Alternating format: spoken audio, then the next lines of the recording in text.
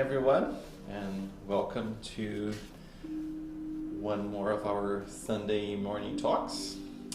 Before we start with our topic of the day, I'd like to make a couple announcements. First, as you're seeing on our screen, please save your date, February 13. We will be having an event, online event, promoted by the Canadian Spiritist Council with our dearly Project Spiritizar, with Alirio and Heitor, to talk about Pai Nosso, or the Lord's Prayer. It will be transmitted via Zoom, and the time for here in Calgary will be at noon. So it will be from noon to 4 p.m. Mountain Standard Time. So I suggest, or I'd like to invite everyone to join us. We will be sending more information as we come closer to the date with links and everything. But please do join us on February 13 to learn more about this prayer. And the second one is, as we've been doing, tomorrow, again, it's our third time that we started a new meeting here, Encontros à Luz do Evangelho de Jesus. So tomorrow we'll be online again at 8 p.m. after our Monday talk that ends about 7:55. So again, invite everyone to join us and reflect a little bit about some of the virtues and learn a little bit more about the gospel according to Spiritism.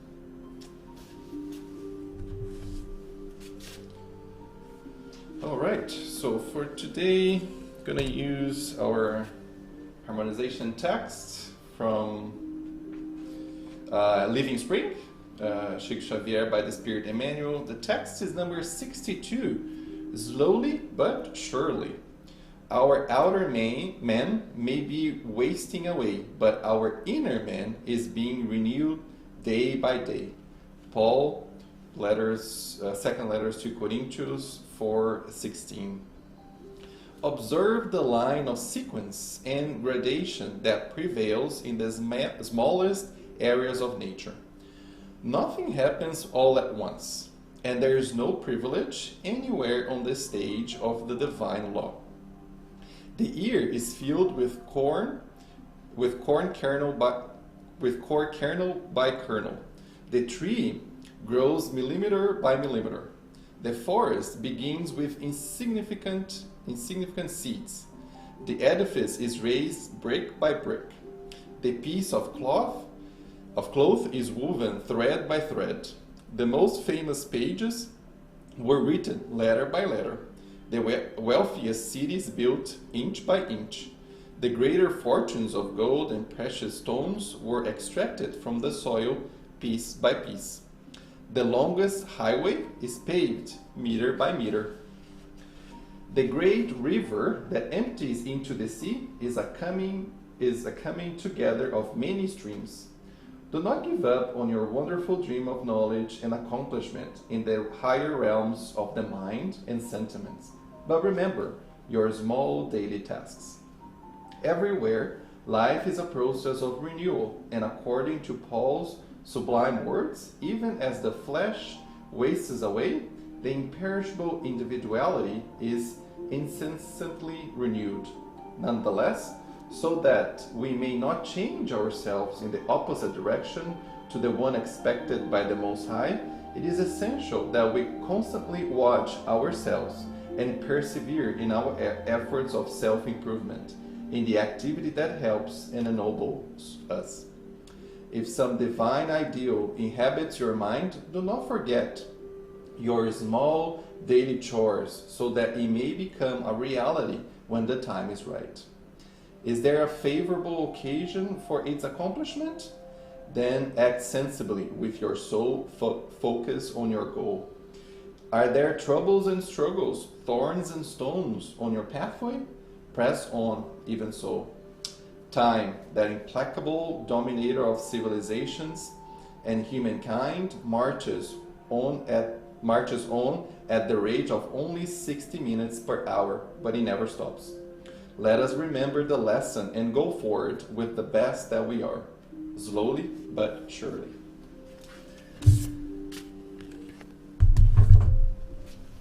So let's raise our thoughts and keep ourselves connected to our divine God, to our Father. Raise our most noble thoughts and energies to our Master Jesus. Let's keep ourselves connected to our guardian angels, to the spiritual team from our beloved house FSS.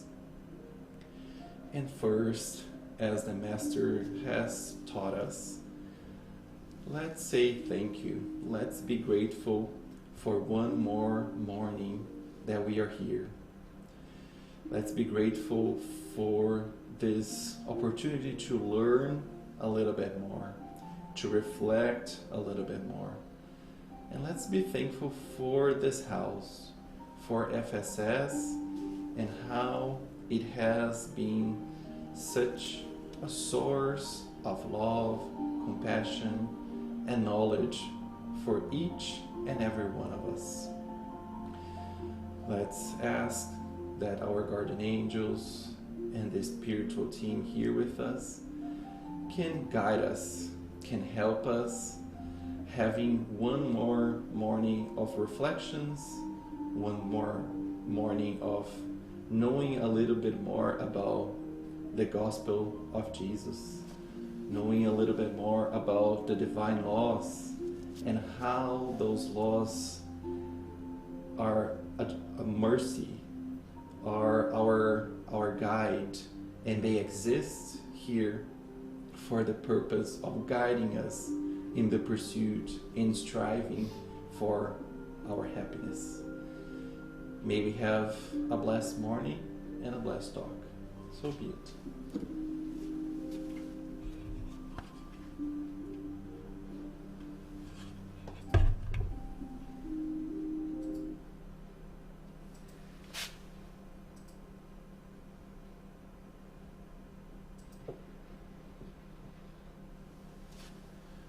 Okay, so today we will have the English version of a talk that I prepared a couple weeks ago about meeting with ourselves, encountering with ourselves. So the overarching question that we will try to explore today is, how have your efforts, the work that each one of us have been doing, how are they aimed at promoting an encounter with ourselves? How much have we been doing that? How much are we aware, and how good it is, how important it is for us that we dedicate time to meet with ourselves, to encounter with ourselves? So a disclaimer, this is, so in Portuguese, autoencontro, I think the encounter with yourself, or encounter with the self, that is kind of how I translate it to English, as we are learning how to use the teachings in English. So bear with me, I think it will make sense. But today is, the lecture is based, the talk, sorry, is based on 3 pieces. Mainly, actually, it's in the middle here. There is a text called Autoencontro, Encounter with the Self, from Momentos Enriquecedores, free translating Enriching Moments, from Divaldo Franco by the Spirit Joana de Angelis. And as a support, and as a little bit of more research that I have done, another 2 talks from a channel called Spiritismo Play, from Claudio Sinotti, O Encontro e o Sentido Existencial, or free translating Encounter with the Self and the Existential Meaning, and Autoencontro, or Encounter with the Self, from Rossando Klindi. So today I hope that I want to start explaining a little bit and going a little bit further on what does it mean, that encounter with ourselves. What are some of the analogies that Calgary used that I thought was very helpful for us to understand the importance and what does it mean for our evolution and for our progress. And then I want to bring this the second bullet point here, which is the text from Joana de Angelis, which is it kind of touched my heart, and I thought she did such a wonderful job in describing the key elements of encounter with ourselves. And I want to see if I can elaborate more or reflect a little bit more in each of those pieces of the text. So as I mentioned, the objective is to understand the importance of promoting this encounter with ourselves in the journey of pursuing our happiness. And as I did when I did this in Portuguese, I'll have 2 or 3 reflected questions, but I wanted to talk a little bit and give a little bit of context and content, and then pose those questions after that. And each one of us can stop a little bit or take note and see how each one of us react to those questions. So what does it mean, right? Who am I invited to encounter? If I'm encounter with myself, so if I'm saying myself, I'm saying that I'm going to encounter with Luis. That's a pretty standard and straightforward answer, right? But I believe that we can go a little bit further on what it means. And in order for us to go a little bit further of what does it mean to encounter with myself, I like to bring some of the Spiritism doctrine and a little bit of the divine laws.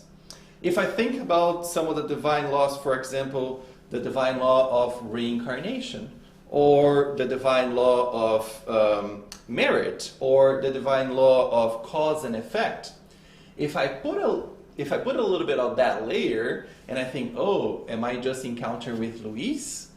Not only Luis, but according to the law of reincarnation, I will encounter also with some other instances from my immortal spirit. Not only am I going to encounter Luis, but I will encounter some of the thoughts and some of the patterns and behaviors that when I was not Luis, when I was other personalities in other lives, I will encounter that as well, right?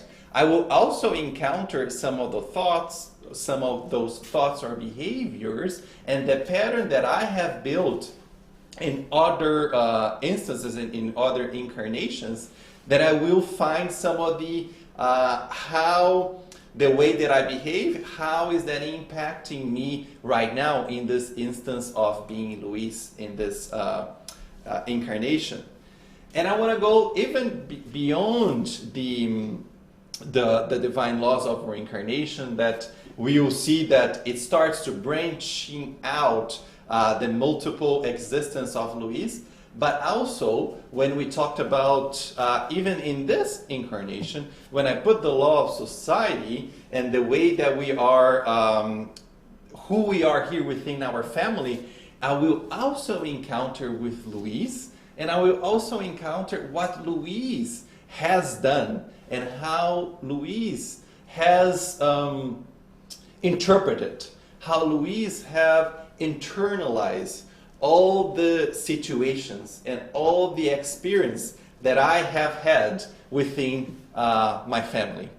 And we know that when we are within our families and within a group in our society, some things happen in some certain context, and it's up to each one of us to internalize that. And each one of us have the law of free will and also the discernment to if my mom or anyone maybe had done something to me, it's how I'm going to internalize, how I'm going to interpret, what is the feeling that maybe was, or sentiment that was crystallized at that point, and how I'm going to carry all those feelings in the way that I react to that throughout my life. And this can be, we know that most of us might have some sort of traumatic situations that we might have encountered. And those traumatic situations, like Alberto de Almeida like to say, some of our inner childs are a little bit hurt throughout our journey. And some of those hurting moments can happen due to interactions with other human beings. Human beings that can be family, human beings can be friends, human beings that can be part of our social circle. And and sometimes we are not aware and we don't watch, and we might take a stance or a mindset that we put the fault into the external environment, right? We think that person X did that to me. Of course, we are invited to realize that I might have been impacted by certain attitudes that might have caused some things that I don't feel good. But now, when it's with me, it's up to me to decide. It's up to me to decide what I'm going to do with that. And there is a quote from a French philosopher that he says, what is important is not what happens to us, but how we respond to what happens to us. So as you see a little bit, when we dig a little bit deeper and we start to find so many layers that when we encounter with ourselves, and that encounter and the exploration of those many layers that not only exist based on this life, but exist based on other lives. And I believe those layers will continue to be built as we progress in our life. It's so important that we are aware of investigating, that we are aware of understanding and knowing what does it mean for me. How those layers, the way that I internalize, the way that I interpret anything that happened is maybe prohibiting me of pursuing what is possible of happiness now, or maybe it's prohibiting me to make some advance towards some certain goals. So just to say how, not complex, but how meaningful and how many and how deep it is, this self-encounter with us, within ourselves. Another analogy that Claudio uses is the analogy of a treasure. It's like in this act, and when we put efforts into our self-encounter, is that search for some treasures that we have inside of us. And he started putting a little bit of a context. So let's pretend that we have a treasure on our hands. But then let's pretend that treasure has been robbed or stolen. How do we feel about it if we have a treasure and it is stolen? We feel like there is a little bit of emotion there and a little bit of anger because I want that treasure, because that treasure is mine. But then if we found that treasure was stolen by us, we are the ones that had stolen that treasure. And the only ones that will be able to find that treasure again is ourselves. We are the ones that might have, maybe stolen might not be the right word, but maybe we buried a little bit. It's just buried in some corner or in some places that we did. And now it's up to us to focus and put our efforts to search, right? And to find that thing that we might have left alone throughout our journey, not only now, but within our incarnations. And that treasure, it's so unique, and that treasure is so precious that only, as I said, and that only us will be able to do the treasure hunt and find where it is and what that treasure represents for us. And then when he talked about treasure, I started reflecting, and maybe there are two kind of parallels here. First, as he talks about treasure, immediately sometimes we might have a misconception about those treasures, right? We might have a misconception that the treasures that we left behind or the treasures that we want to hunt are the treasures that the world presents to us. Might be the treasure that I put externally. I might think sometimes that the treasure I want is a car. The treasure that I want that will bring me happiness might be a promotion, or it might be X, Y, and Z that is not within me, is external to me. And again, as we are going to start our virtual for next month, a big invitation when we put this lens of treasure to use our discernment and what is exactly the treasure that will bring me the happiness that is a happiness on the long term, not only the happiness for me, Luis, as a person right now, but the happiness for my immortal spirit. And until we find this treasure, which is so deep and intense with us, sometimes when we don't find it, what Claudio mentions is we feel like that there is this existential emptiness within us, because we go and find and Joanna will mention, we put the happiness and the external in the car, then we found the car, and then we want a house, and then we get the house, then we want another thing, and it's an endless journey that is always trying something else, and it doesn't end because it's not right there on the external. It's within us. And here on the treasure piece, we can also relate to the parable of the talents, right? When we have the talents that for one person was given 5, and then 2, and then the other 1, and then the one that just hidden that talent, right? And did not put the effort or did not put the work towards developing that talent. And whatever that talent means to each one of us, as we know, we are all different. So again, a great reflection. And here, what the first question: what part of me or my treasures do I need to find? Or even I would maybe say, how are you defining your treasures? What treasures? How you define, and based on that definition of treasure that each one of us have, is that definition aligned to what is good for us immortal spirit? What's the only thing that I can control? Because we cannot control anything that happens in the external environment, but what I can control within myself.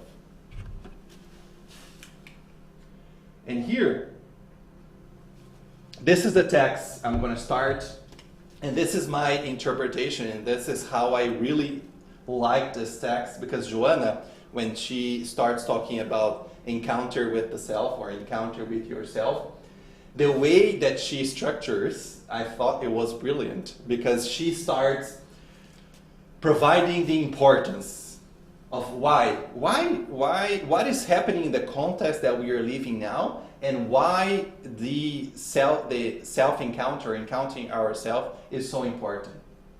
And then as she, right in the middle of the text, as she drives her point and talk about self-encounter, she starts talking a little bit of the process. And she starts talking a little bit of the challenges. And then she ends with the results. So I just want to show you how my thought process was, and hopefully can help you as we go through this text. And this text is Momentos Enriquecedores, Enriching Moments by Divaldo Franco. So let's start talking a little bit of the importance, and let's see what Joanna says. So she starts saying, the anxious search for affirmation of personality often leads the individual to prioritize efforts in favor of external conquests, which leave him frustrated, usually dissatisfied. It then moves from one need to another, which becomes a priority goal, and then when it's achieved, a new lack of interest dominates it, leaving it stunning.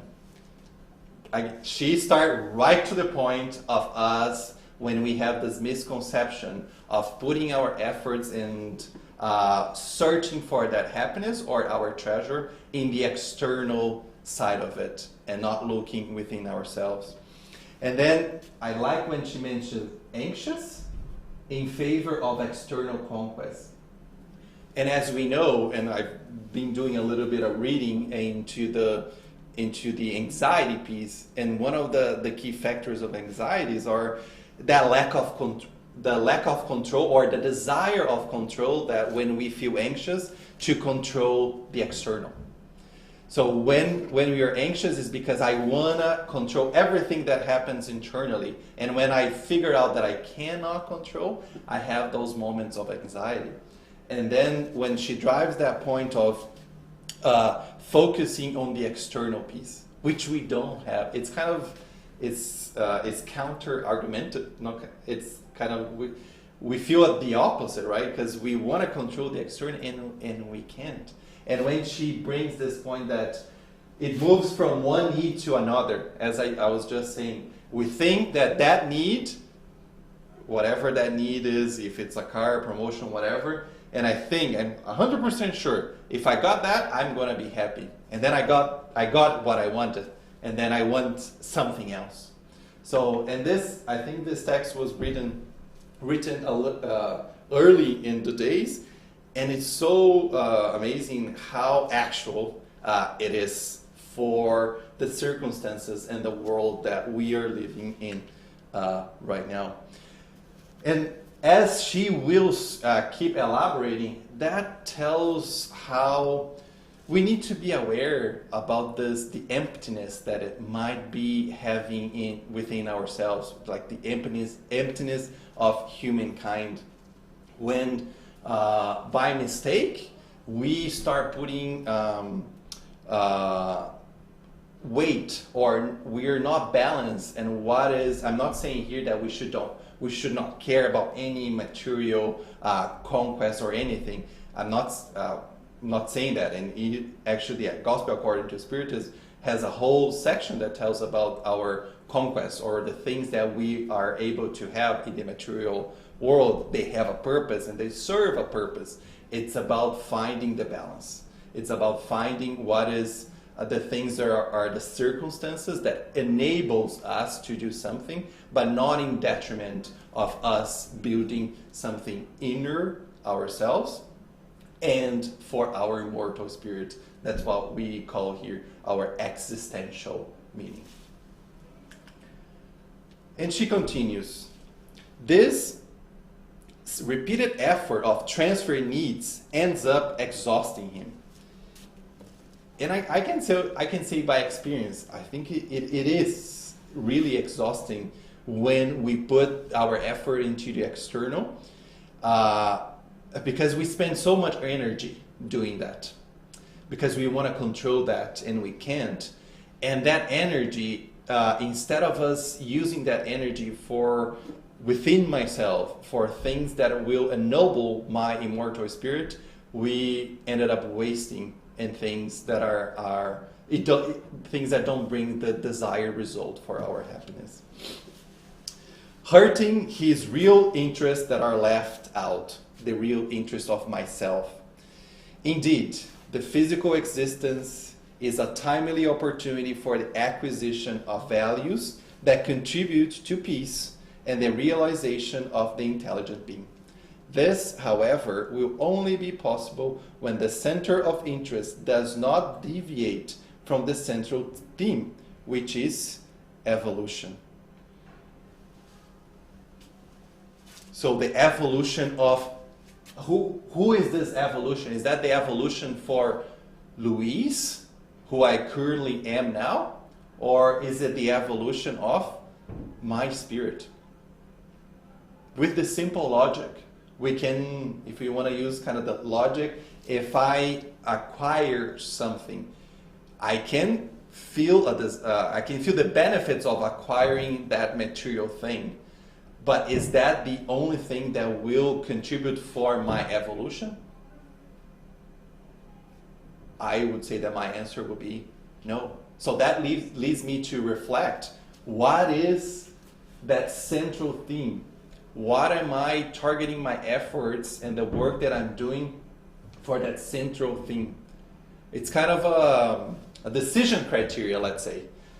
When you're deciding or you're reflecting on something, we can ask ourselves, is this directly related to the evolution of my immortal spirit? I think that's a fair question that we can ask ourselves each and every day when we are studying or we are living our lives here in this planet Earth. And she continues, in order to be achieved, it is essential to evaluate our ideas and concepts in order to know what is reality, transitory, and what is long course and duration. Again, this question that I just posed that we might want to use when we are living our existence here, it's using that discernment. Spiritism and the doctrine says, and the divine law says, we can do whatever we believe is right to do. But along with the law of free will, there's the law of responsibility, and there's the law of cause and effect. Whatever decision that I made will have positive or not so positive consequences. And how do I navigate? How do I navigate these three laws? Free will, responsibility, and cause and effect. There is a key virtue here, which is the discernment. How do I use that discernment? How I'm going to evaluate my ideas and my concepts, what I'm prioritizing, what I'm doing. Does that fulfill in the column that is just transitory? And I can pursue that as long as I understand the limitations and the exact role that it plays for me and the other efforts that I'm invited to take that is long course, that is for my immortal spirit. This lengthy reflection, isn't she brilliant, right? It's not something that you take 5 minutes, yeah, I'm good, this is long course, it's all good, or I don't care. It's this lengthy reflection. It takes time. Slowly but surely, as we have in the Living Spring. We'll select the real goals of the apparent ones, giving rise to the choice of those which have the answers and the fulfilling resources. Today, and when she said today, I said, oh my God, look at the reality that we are living right now. With pandemic, we know we are all social beings. I need so much of being here with all our friends and talking and hugging. But today, more than ever, we are invited to stay inside our house. And inside our houses, we're invited to stay inside within ourselves. To do that encounter, as we cannot meet or encounter our friends sometimes, but we do have this possibility right now. Today, more than ever, this is an urgent decision. For obvious reasons, since while individual and collective balance, health and happiness are lacking, the setbacks and anxieties are multiplying, reaping the ideals of human ennoblement. It is always time, but today it's even more important than ever that we we dedicate, we aim some of our energy and our time and our efforts to really use that discernment, that filter, what is bringing the value of evolution for me. And here she brings, kind of after she puts some of the rationale and the characteristics of what is happening in the world and humankind, she says, if in fact you are striving for happiness, try to encounter with yourself. If in fact you really want, she's not giving a recipe here, but she's telling us the good path. The path that will moves us closer to this desired happiness that we are all, it's a duty and a right for us, right? To be happy. It is a right, but also a duty. When there is a duty, there's work. There's work to be done. And who is responsible for this happiness? It's just us. As Jesus in all his parables says, the God's kingdom is within us. The God's kingdom, it's not in point A, point B. It's us. And this invitation for this inner journey that we are invited to take. And we know I love traveling. Most of us love traveling. But this, again, as we cannot travel during these times, look at this beautiful invitation for us to travel inside of us so we can look for, search for, and find what is possible and what this relative happiness is possible in this world. And Claudio mentions a lot of times we decide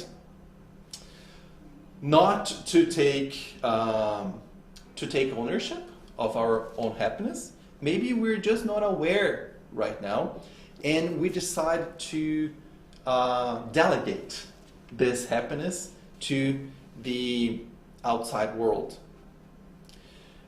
And when we do that, why do we do that? It's because we are still in search and we still haven't found our conscious, right? The conscious of ourselves. We're losing a little bit of the address of ourselves, and in the absence of the address of ourselves, we want to follow the address of others, and we delegate our happiness to others. And we cannot control others. And then we start thinking, oh, I'm just copying the life of person A and B. But the life of person A and B, that person has his own journey. That person has, he or she has his own difficulties or challenges or virtues that they need to pursue. And I have my own. So here it's not a recipe for happiness, right? Because each one of us has our own path. And when we put our path in comparison, and as we said that word comparison with each other, and you might have been tired of me talking about comparison because that's something that is dear to my heart, because sometimes I find myself in that mindset. I can just speak for myself. There's a lack of positive results when I take that route. And Carl Jung says, when we lack the consciousness about ourselves, a person will never know what he or she really wants, and will always remain dependent on the family or anyone else, and we will only try to imitate. Look at this. Why would we like to imitate the other when we can be our own selves? We can imitate others by experiencing the feeling of being unknown and oppressed by others. Why am I because I am the one letting others to oppress me. If what society is telling what happiness is, I am the one letting And then if I feel oppressed, I am the one letting that oppression on me, right?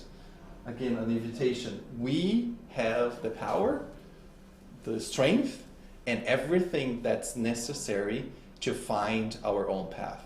And even if we, as I mentioned a couple talks ago, if we found ourselves like I have done everything that I could, there is divine mercy, and our God, who loves us, will give the extra thing that might be missing for us. And then here, Joanna kind of goes into a little bit of the process. She says, using prolonged meditation, you will immerse within yourself, discovering your real, immortal being, which awaits the opportunity for unfolding and realization. Look how beautiful it is. Like, sometimes I imagine myself, Luis, my immortal spirit, just waiting to have a cup of coffee with me, right? Waiting to unfold all my potential and waiting to realize all the things that I have agreed or I am capable to accomplish. And she says, certainly, the first attempts will not give you appreciable results. Yes, sometimes as we start diving into us, we might not feel like pleased with everything that we found. And sometimes we might even fear some of the things that we might encounter.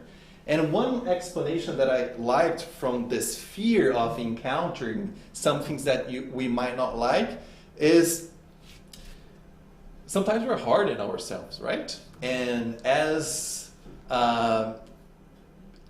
sometimes we don't even realize, but we might idealize.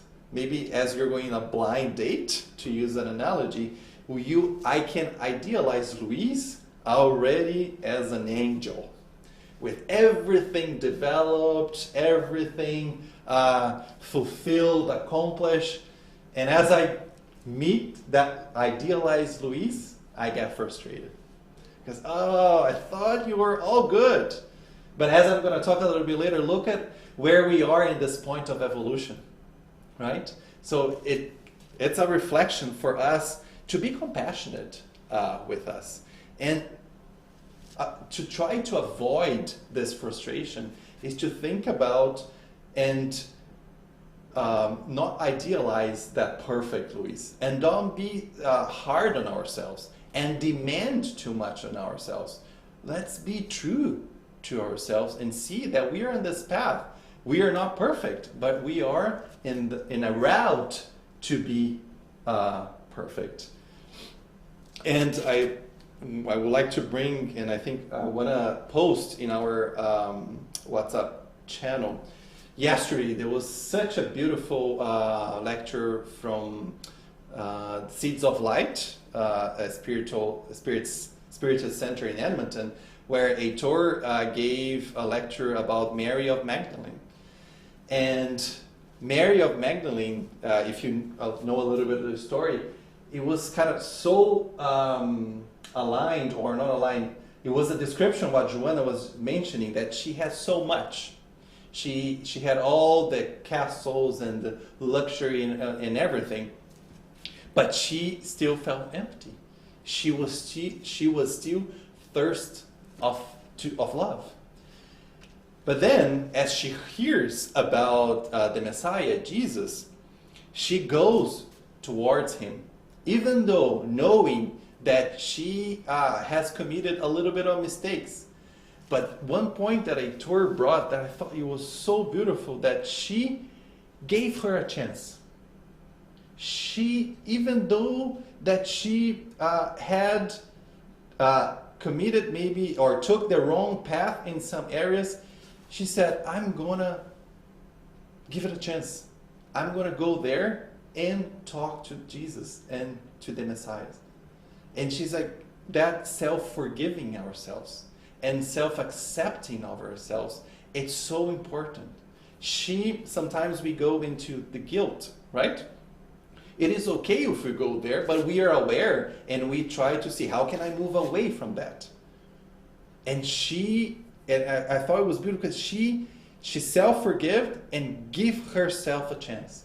So I think there's an invitation for ourselves. Give ourselves a chance and go and investigate and see what can be done. The same way that Mary Magdalene gave herself a chance to talk to Jesus. And we know that God is inside of us. With the teachings of Jesus, give ourselves a chance to go and talk to us, talk with ourselves, and see with what we can do, slowly but surely, what the steps that we can take to find who we are and start making amendments or start making changes that will bring us more positive results. The self-acceptance is so important, the self-loving, because God has accepted us already. If God has accepted us already, and we know that if I love myself, I want what is the best for myself. And if I go back to the meaning, right? When I meet with myself, there is, Claudio mentioned something very consoling, let's say. He said, look, when I look at my stories, try not to look at the stories with a tragic, only a traumatic mindset, but look as a learning opportunity, an experience that can change my soul. We're invited to see an opportunity with experience that fulfill my life with meaning. That experience gave me meaning, taught me, and will continue to teach me what I'm invited to learn. And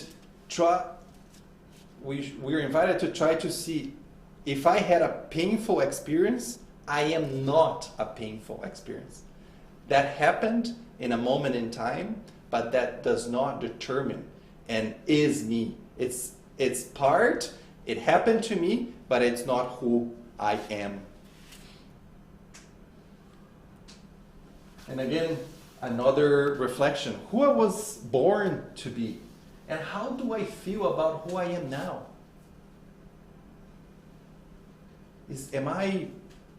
Would I like to change anything? Would I like to take maybe a different path? If the path that I'm taking right now, it's not giving me what I hope to give. Again, focus on the evolution of my immortal being.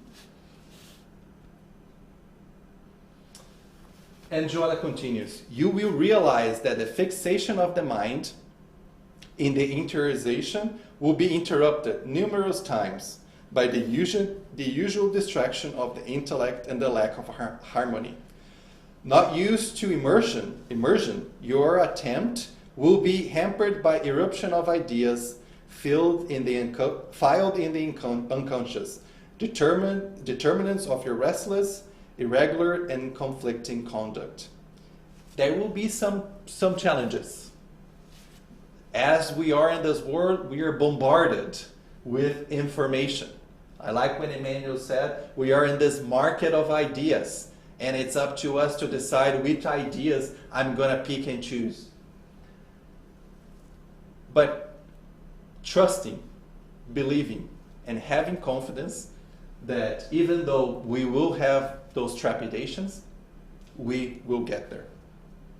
And it's important to take that first step. We agree that the creature is driven, for the most part, by the unconscious, which dictates its thought and actions as a normal result of the previous mental construction themselves. Remember, we are the accumulation of all the experience that we have. We have some mental constructions ourselves based on the experience that we had. And that's okay. That's who we are. But what is the awareness that I'm invited to take and see? Is that mental construction giving me the results of happiness that I want, or am I invited to change so I can get best results? The change of habit requires new conditioning in order to plunge into this tumultuous ocean.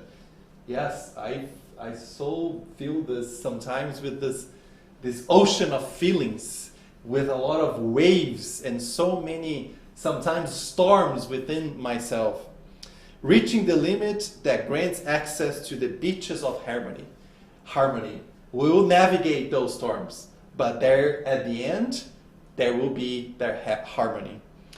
To the beaches of harmony, self-discovery, inner fulfillment.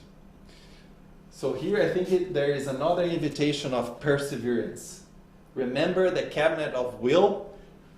That will, with perseverance and faith, if we direct to the right topic of the evolution of our self-discovery, we open the doors that we need and invited to be open for our self-improvement.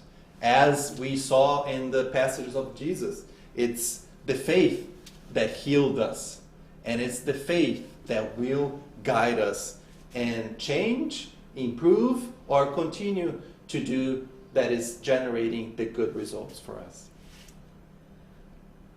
And I couldn't not bring question 919.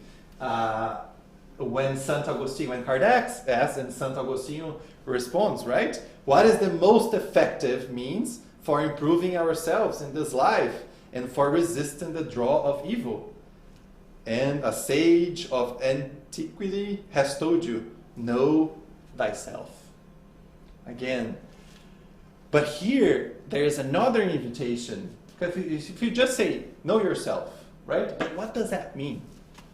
What does that mean just to know? Because sometimes you might say, oh, you're struggling with point A or point B. We can just say, yeah, just go and pray for something, or go do charity. But why am I praying?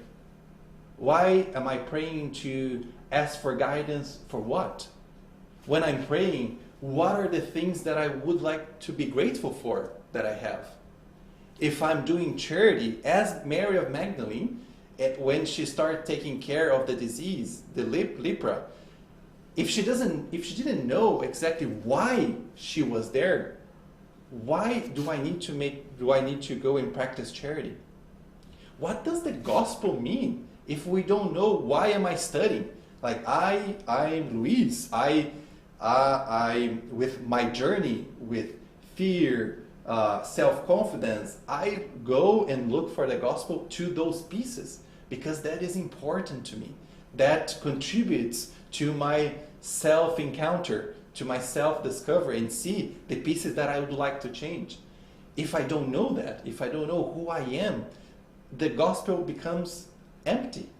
And if I practice, and when I practice charity, I don't understand that actually when I'm practicing charity, I'm not actually practicing charity for my neighbor.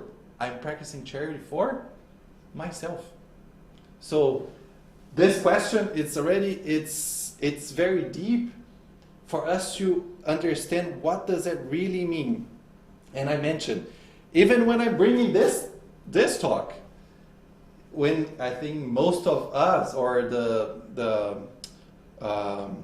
when there is someone giving a talk in the Spiritism or any area, it's first because touch my heart. And then I'm here trying to express and see if others might want to feel the same or feel the same. And hopefully when we get together, we can exchange and we can help each other. So that is how important it is for us to know ourselves, know what we are looking for. And we know that self-discovery, it's the most important step for our moral transformation. And who said that?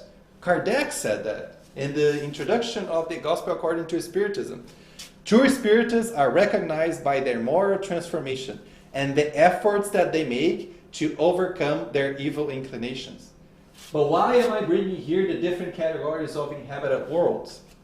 Because when I saw a talk from someone, that gives me a little bit of context of what is self-encountering from where we are now, that we are here.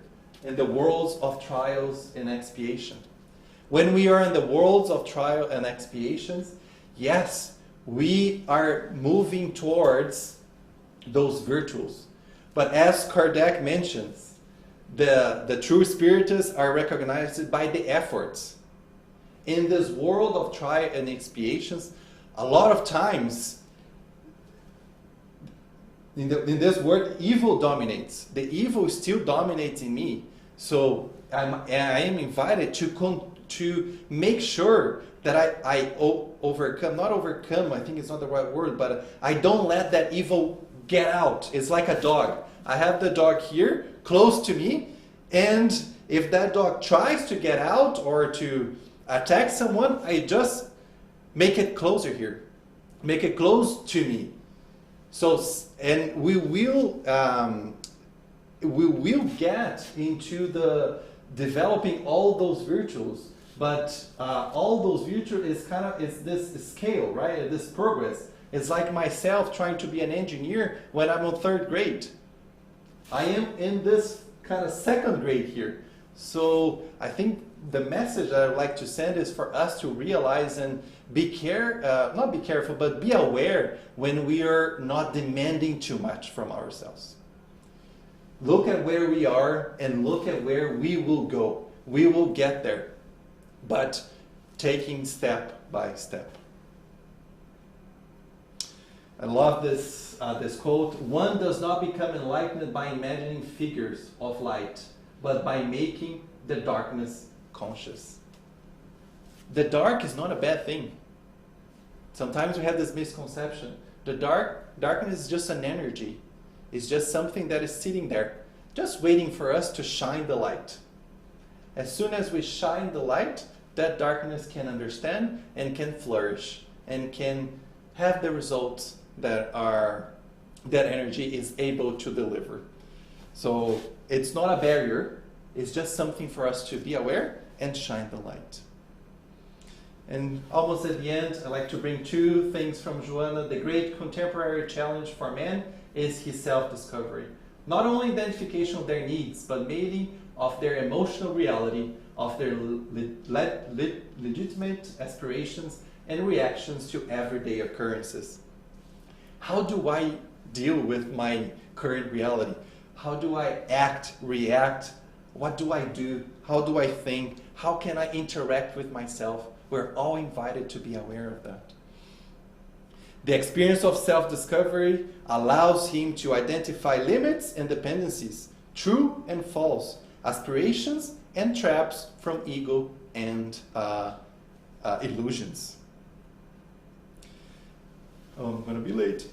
In this task, in this feat, you see the fall of many empty ambitions, which you cultivate through ignorance or not proper education, the collapse of counter-deceptions, the disappearance of countless conflicts that stun and devastate you. You will mature slowly and calm down, not letting yourself be overwhelmed by discouragement or exhausted by the enthusiasm of others. It's slowly but surely.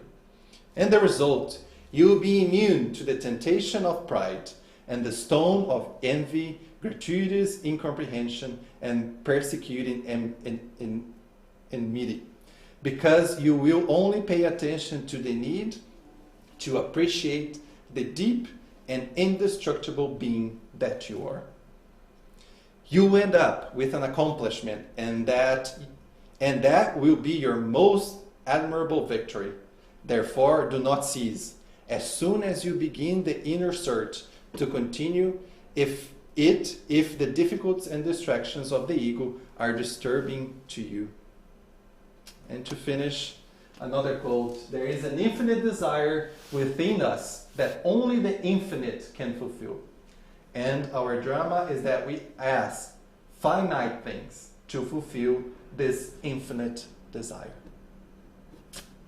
That's it. Sorry, I had to rush a little bit. No questions? There are no questions, but there are some comments. Mm-hmm. So from the beginning of the lecture, Sonia says the challenge for us is to be able to be in the world without belonging to it. That's beautiful, yeah. And when you mentioned the lecture of Maria Magdalene, she says she's a wonderful example for us how to develop our self-love. Mm-hmm. And Anna compliments that the lecture you mentioned was very powerful and emotional for her, and she got a couple of important insights for her journey. Yeah. Sonia agrees, and she got some reflections that are dear to her heart as well. And Anna says that we're trying to remember to compare herself with herself. How I was and how I am now, what I have accomplished. Still a long and daily practice of self-love. Yeah, absolutely. Yeah, I think we're gonna share the link because that talk was beautiful. And as I was preparing for today and seeing the example of Mary Magdalene was so beautiful. Like the attitude of self-love, self-forgiving, and self-acceptance that I think can be translated when we do within ourselves, when we encounter with ourselves, and we find some of the areas that we would like to change. And I love, Anna, when you said it's comparing ourselves with ourselves. Okay. So let's continue with this connection with our Lord, our Father, with His divine mercy, and continue this connection with Jesus, our guide, our model, and be thankful for one more opportunity that we had to understand this important topic, this important effort that we are invited to aim to find ourselves, to encounter with ourselves, to reflect within ourselves. And while doing that, learning with some of the characters, some of the history that Jesus has have given us, like Maria Magdalene. If we find things that might not be what we were expecting, that we can practice our self-forgiving, our self-love, and build that confidence that we have all the strengths, we have everything that's required for us to make that transformation. Let us put our efforts, let us try, slowly but surely, within this moral transformation that we are invited to have. And let's be grateful for the divine mercy opportunity that has been given us with this incarnation, to have this opportunity to do this work, to change, to become a better immortal spirit. Let us have a blessed Sunday and a blessed week, and may we be here tomorrow learning a little bit more. So be it.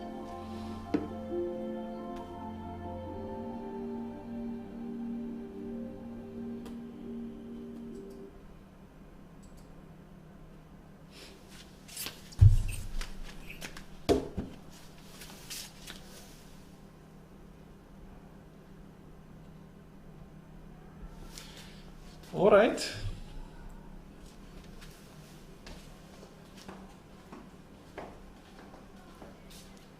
E aí, seu Vitor?